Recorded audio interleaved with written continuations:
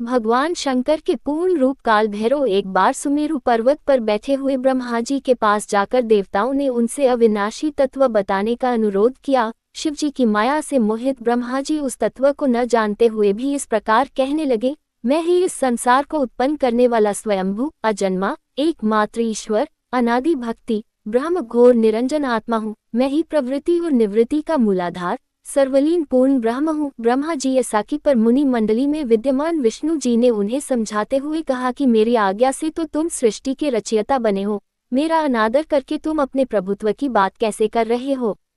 इस प्रकार ब्रह्मा और विष्णु अपना अपना प्रभुत्व स्थापित करने लगे और अपने पक्ष के समर्थन में शास्त्र वाक्य उद्धृत करने लगे। अंततः वेदों से पूछने का निर्णय हुआ तो स्वरूप धारण करके आए चारों वेदों ने क्रमशः अपना मत इस प्रकार प्रकट किया। ऋग्वेद जिसके भीतर समस्त भूत निहित है तथा जिससे सब कुछ प्रवत होता है और जिसे परमात्मा कहा जाता है, वह एक रुद्र रूप ही है।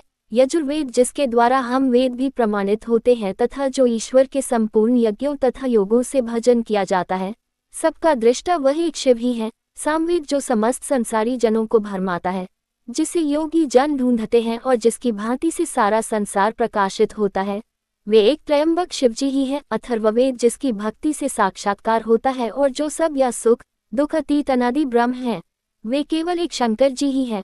विष्णु ने वेदों के इस कथन को प्रताप बताते हुए नित्य शिवा से रमन करने वाले दिगंबर पीतवन धूलि धूसरित प्रेमनाथ कुवेटाधारी सर्वावेष्टित वृपनवाही निःसंग शिवजी को पर ब्रह्म मानने से इनकार कर दिया। ब्रह्मा विष्णु विवाद को सुनकर ओंकार ने शिवजी की ज्योति नित्य और सनातन पर ब्रह्म बताया, परंतु फिर भी शिव माया से मोहित ब्रह्मा विष्णु की बुद्धि नहीं बदली। उस समय उन दोनों के मध्य आदि अंत रहित एक ऐसी विशाल ज्योति प्रकट हुई कि उससे ब्रह्मा का पंचम सिर जलने लगा। इतने में त्रिशूलधारी नील लोहित शिव वहां प्रकट हुए तो अज्ञानतावश ब्रह्मा उन्हें अपना पुत्र समझकर अपनी शरण में आने को कहने लगे। ब्रह्मा की संपूर्ण बातें सुनकर शिवजी अत्यंत क्रोध हुए और उन्होंने तत्काल भैरव को प्रकट कर उससे ब्रह्मा पर शासन करने का आदेश दिया। आज्ञा का पालन करते हुए भैरव ने अपनी बाईं उंगली के नखाग्र से ब्रह्मा जी का पंचम सिर काट डाला। भयभीत ब्रह्मा शतरुद्री का पाठ करते हुए शिवजी के शरण हुए। ब्रह्मा और विष्णु दोनों को सत्य की प्रतीति हो गई और वे दोनों शिवजी की महिमा का गान करने लगे।